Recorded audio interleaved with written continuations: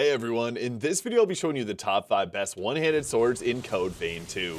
We have all 24 different one-handed swords here. Now, some of them that you get at the start of the game are really good, while others you get at the very end of the game, and I'll be honest, are not worth all the effort required to get them. We'll be breaking out all of that in this video as well. I'll talk about the best one-handed sword move set at the end of the video so you know what skills to equip onto your weapon. Now, I first want to mention a big stinker of a weapon, unfortunately, the hardest to get weapon in the game, Blade of Tenacity Thunderstrike. Now, this does come with a unique charge heavy moveset. It comes with a nice jump heavy attack.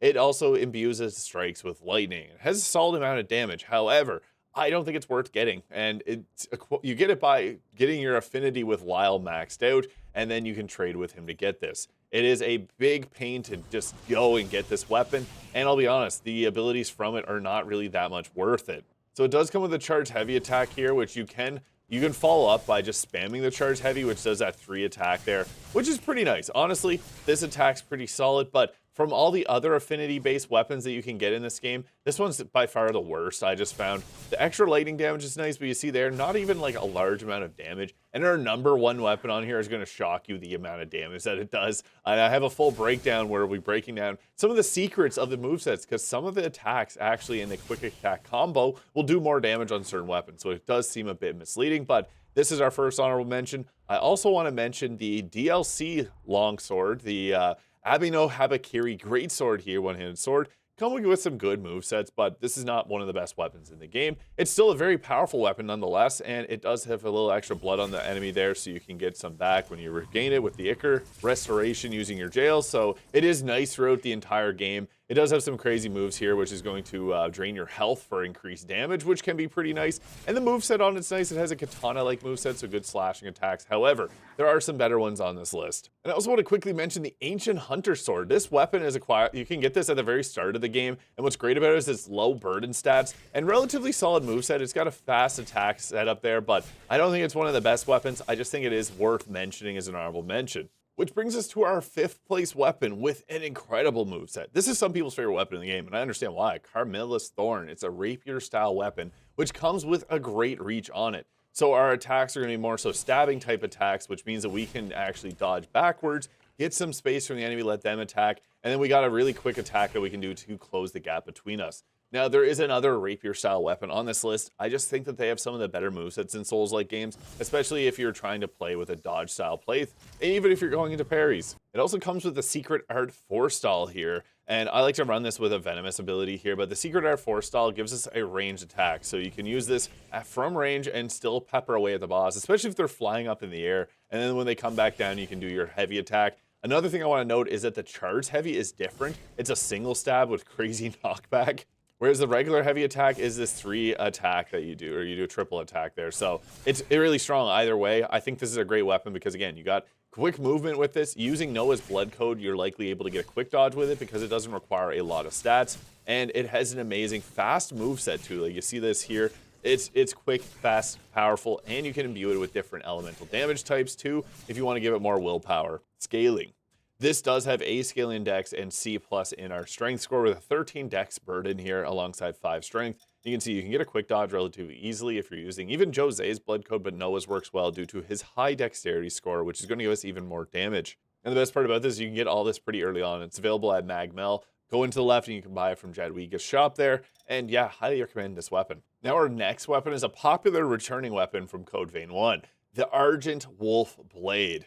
And you can actually get this with the timeline shift decision Holly here, and it's going to be just right back in this section here. You're going to find it in one of the guard towers. And what makes this weapon so great, charge heavy attack, comes with a long distance blood-based attack that does actually respectable damage. So you can hit away at the target without even having to get in close. It also has blood-sucking blades here, and also it's just a really nice quick move set here. It's got large sweeping attacks, which let you hit multiple targets. So this is not just good at bossing, it's also good if you're mobbing because you're likely to hit multiple enemies with this. One of the biggest downsides, and I've talked about this with some other people on YouTube, is that the one-handed swords in this game just don't have anything that makes them special because they aren't really, any faster than some of the weapons here with hammers like Mjolnir having a really fast moveset. The one-handed swords don't have anything special going for them. This one does feel a bit special because of this blood-based attack that it gets, and it does have some really nice large sweeping attacks for one-handed sword with a fast moveset. I think this is one of the better weapons in the game, especially if you're looking for a one-handed sword because of that long distance attack and the fact that its stat requirements are so modest with only a B required, or only 8 required in strength and dexterity, with B scaling in both those stats, and then also a little bit of willpower. It also comes with bloody impact ability on it, which is decent, although I find the best use for the Ichor is that if you're going against a flying boss or anything, this is a really fast projectile, so you can use this to just get yourselves a few extra attacks in. You don't even have to charge it all the way up to full. It does glitch sometimes where it won't do the beam, so that's another thing you just have to be mindful of. There are a few different glitchy weapons. This may get patched in the future to be a little bit more reliable. It doesn't happen often, but you can see there it does happen from time to time. But it's nice, especially if you're mobbing and you just have a bunch of Ichor. You can just spam away like that, use the bat jail, jump away from the enemy, get your Ichor back, and just continue spamming this. If you want an easier playstyle, this is the way to do it in Code Vein 2, other than bayonets, which I do have a top 5 bayonets video if you're curious, because bayonets are way crazier than one-handed swords, but I still want to cover these because I really enjoy this weapon type. Now in third place is a really interesting one, the Ice Blood. This does come with a unique attack as well, and it's ice damage, so pretty nice stuff. Now, on top of this, it comes with some cool abilities with the Circulating Pulse Blink, the Ice Spikes, and Conservation. You can actually get this weapon from, also at Magmel, you can purchase this from Jadwiga's shop. You have to get some of her coins to be able to upgrade the shop first, but this is what we're working with. This charge heavy attack is really cool. It does a big ice burst there, giving it some extra reach and like a pretty stellar amount of damage for the charge heavy attack. Also, it's pretty good at applying blood, so you can then get your Ichor back really easily, but this extended reach attack is really nice. It also has a similar attack to Carmilla's Thorn here, which is a very flashy and fun moveset. You'd be surprised with the extra movement that you get from this particular attack against certain bosses. It's actually really nice because it gives you a bit of a dodge too.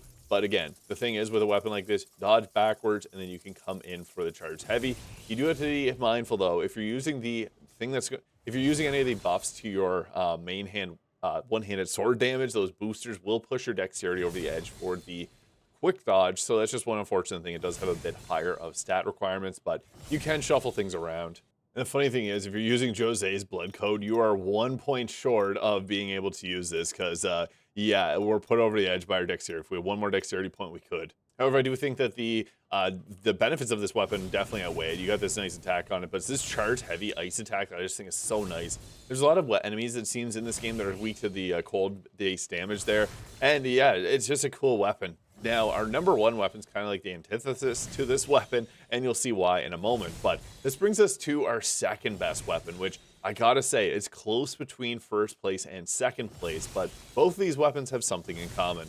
So in second place, we have the Resurgence Flame Sword here. This is a very late game area, and you're actually gonna have to be at the Luna Rapaces here, and you're gonna run over to the Jose boss fight when you fight the Resurgence form of her. And outside of there, if there's enemies that will drop this. Now, if you got this earlier in the game, it'd be the best weapon in the game because it also has this awesome charge attack here. It has a great scaling because it's going to scale off of our willpower. Willpower being one of the best stats in the game because Holly's blood code has an extremely high willpower, and it's one of the better blood codes as well in the game.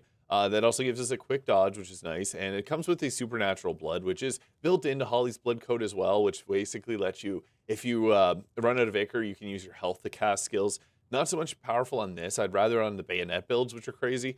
But you also get the Gravitron core, which is nice. It pulls enemies in. The thing is, though, it's the quick attack, or the charge heavy having that beam there. The attacks are nice. The weapon itself also looks cool. And what's great about this is you want to put another element on it because this is what brings the willpower scaling up to the S+.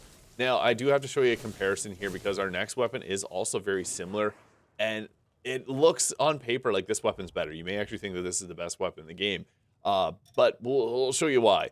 This has S+ scaling and willpower, the E+ in dexterity and strength, 10 willpower requirement, 3 dexterity, and 3 strength. Then you can see with this particular setup that I have going on right now, we have 1061 attack rating, and our number one best weapon, in my opinion, in the game. And I'm going to show you why. The Flame Blade here. You see, the damage actually goes down on this, but there's actually some major differences here. Now, you can see this one has less, you only have you have fire damage with the Flame Blade. You can have fire and lightning, or you can have fire and cold, or you can have fire and blood on the Resurgent Greatsword or Longsword there. The Flame Blade just has fire, you can change it, but I don't think that this is a bad thing, and I'm going to show you why. With the Flame Blade, if you do a jump attack and charge heavy, or if you just jump and press your heavy attack button, you do a huge fire explosion. Massive radius, extra damage, and our charge attack has extra fire damage on it. For whatever reason, you can see there 4,000 damage. It's absurd. And if we get some buffs going up on our weapon, you can then see that our charge heavy attack will then do 8,754 damage. That is absurd, 9,000 damage. And it just keeps climbing up higher and higher. The charge heavy from Flame Blade, for whatever reason, does an insane amount of damage. It doesn't make sense when you consider the other weapon, which is very similar. The Resurgent Flame Sword here, charge heavy attack from it does 2,000, which is still 2,900. Still good, obviously. And then this is the the fast movement speed attack here. And here's a quick movement speed for this one. So if you're spamming the quick attack, it seems on paper that the Flame Blade does less damage. I'm going to show you here. One attack, 968 damage. And the Resurgent Flame Sword, 1,300 damage. You'd assume that this one does more damage because the first hit does a lot more. I'm going to show you guys something. So full quick attack combo here, we do 5,000 damage. And then the Flame Blade doing its quick attack combo, you see here we get more damage out of it. So it's deceiving. You do less damage on the first attack, but your follow-up strikes do even more damage than the Resurgent Sword. But again, it's that charge heavy that does a lot more damage. This jump attack that does more damage. And it also comes built in with a fire attack here with a single Ichor point cost. Is nice. If you need to just pepper away at an enemy that's low on health, you can blast away with this. I think of this as a solid moveset. I think the charge heavy attack, it feels really good. Long range, good distance. You also have this jump attack that feels good. The quick attack combo has higher damage with that last attack doing a bunch more. And overall, cool looking weapon too. Now, what I believe to be one of the best movesets in the game, for if you're going with weapon Formae here, the Flame Blade Constant Blaze Shot, you don't have to use this. My personal preference is actually the Venomous Shot. I like to have these because it's good to have a range attack. A lot of the bosses in this game like to fly and jump around. Having an answer to that versus just having your one-handed sword and just standing there, it's better to have a damage option. So I like to have a Venomous Shot or Blaze Shot. Venomous Shot does cost 3 Ichor, where this costs 1. But 2 that we definitely want to have are Blade Dance and Overdrive. This gives us a big weapon damage boost. It's good from the start of the game. It's good at the end game. Use it. And Blade Dance, same thing. Since this attack has a pretty quick moveset, we want to use this because every time we deal damage to an enemy, it scales our damage up to upwards of 50%. And you saw it there. We're doing 9,000 damage on our charged heavy attack while using this. If you want something a little bit more literal, instead of using the Venomous Shot, you can then go ahead with using the Venom Mark on your weapon. I'm also a fan of using the Flame Mark, or the Flame Weapon, or Venom Mark here. Both of these are really good. Venom Mark will put... Venom is really overpowered in this game, so you want to use it. I'd highly recommend that. But I like to have both those buffs. Bridge to Glory, if you have a higher mind build, can work, but I do, from testing, Overdrive gives a lot more damage. So does Blade Dancer. Venomous Web can also be kind of cheesy to spam too, and there's actually a lot of different spells in this game that I do think work decently well. Twilight can be good for piercing through enemies, but I'm a fan of just keeping with the Blade Shot and Venomous Shot or Venom Mark and buffing up our damage with Blade Dance and Overdrive. Using our Ichor for those really nice movesets on this, like I really just love this charge attack or jump attack here. You can like kind of cheese it a little bit. Like sometimes you can jump up and actually get it to come off quicker. So you see it there, a lot of damage. And then this charge heavy. I also want to mention that the charge heavy attack doesn't consume any Ichor.